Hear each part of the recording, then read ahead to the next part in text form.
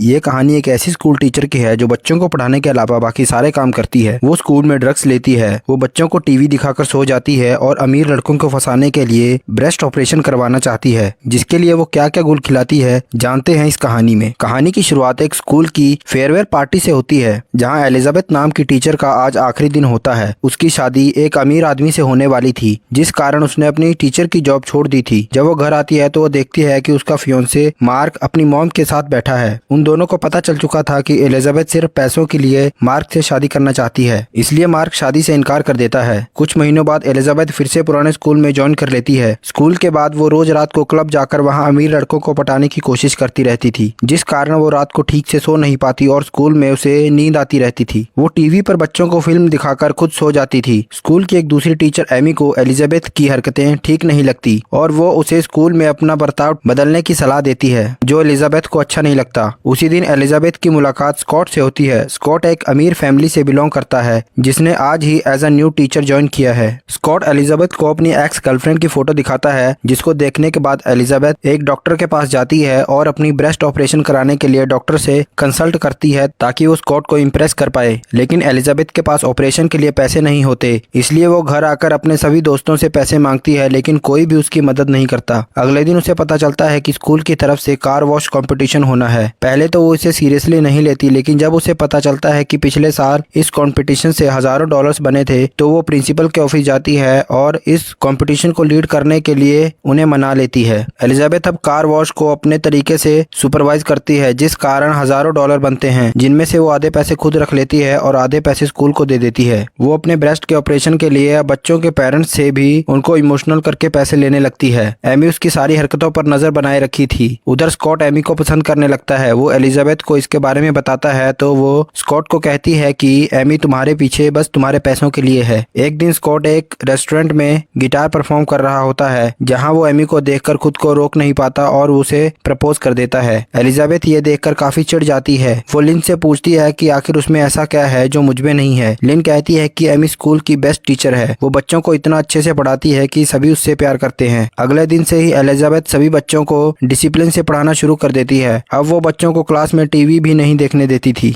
Class की एक student Amy को बताती है कि एलिजाबेथ क्लासरूम में कुछ नशीली दवाइयां लेती है। एमी सारी बातें प्रिंसिपल को बताती है, लेकिन प्रिंसिपल को पहले ही एलिजाबेथ ने अपनी चालाकी से इम्प्रेस कर रखा था, इसलिए वो एमी की कोई भी बात नहीं मानता। एक दिन एलिजाबेथ को स्टेट टेस्ट करवाने वाले का पता चल जाता है। वो चाहती थी कि उसके स्टूडेंट्स इस टेस्ट में टॉप करें, इसलिए वो अपना भेष बदलकर कार्ल के पास जाती है और उसे इम्प्रेस कर लेती है। जिसके बाद कार्ल उसे अपने ऑफिस में ले जाता है, जहाँ एलिजाबेथ उसे बेहोशी की दवाई देकर स्टेट टेस्ट की कॉपी कर लेती है, जिसके कारण एलिजाबेथ की क्लास उस टेस्ट में टॉप कर जाती है। लेकिन एमी को ये बात बहुत खटकती है। अगले दिन स्कॉट और एमी कुछ स्टूडेंट्स के साथ स्कूल ट्रिप पर जाने वाले होते हैं, लेकिन एलिजाबेथ एमी के एप्पल पर कुछ लगा देती है, जिससे उसके चेहरे पर इन्फेक्शन हो जाता है और एलिजाबेथ एमी की जगह खुद स्कॉट के साथ ट्रिप पर चली जाती है। एमी एलिजाबेथ को बेनकाब करने के लिए उसके टेबल को अपने टेबल के साथ बदल देती है। वो एलिजाबेथ के टेबल से पता लगा लेती है कि उसने स्टेट टेस्ट को कैसे जीता। फिर एमी प्रिंसिपल से मिलकर उसे सब कुछ बता देती है। जेरेट नाम का स्टूडेंट अपनी क्लासमेट को प्रपोज करता है, लेकिन सभी उसका मजाक उड़ाने लगते हैं, जिस वजह से वो वहाँ से भाग जाता है। एलिजाबेथ उसके पास जाकर उसे समझाने लगती है। वो कहती है कि तुम अभी बच्चे हो, तुमको इन सब चीजों पर ध्यान नहीं देना चाहिए, लेकिन जेरेट कहता है कि मैं वापस नहीं जाऊंगा, वहाँ सभी मेरा मजाक उड़ाएंगे। तभी एलिजाबेथ कुछ सोचती है और उसे अपनी ब्रा उतार कर दे देती है। फिर वो सबके सामने कहती है कि मैंने जेरेट को एक लड़की के साथ रंगे हाथ पकड़ा है और वो इसकी गन के साथ खेल रही थी। फिर जेरेट वो ब्रा निकालता है और उसके दोस्त उसकी तारीफ करने लगते हैं। एमी वहाँ आ जाती है और वो एलिजाबेथ से कहती है कि मुझे पता है तुमने टेस्ट कैसे टॉप किया है और अब तुम्हें कोई नहीं बचा सकता। एलिजाबेथ फिलिप को एक एनवलप देती है और कार्ल को देने को कहती है। फिर वो प्रिंसिपल के ऑफिस चली जाती है, जहाँ उससे पूछताछ हो रही होती है। फिलिप कार्ल को वो एनवलप देता है, जिसमें कार्ल की कुछ अजीब तस्वीरें होती हैं। कार्ल वहाँ आकर कहता है कि मैं इस लड़की से पहले कभी नहीं मिला हूँ और वहाँ से चला जाता है। एमी कहती है कि यह नशा करती है। तभी एलिजाबेथ भी कहती है कि एमी नशा करती है और आपको इसका सबूत भी मिल जाएगा।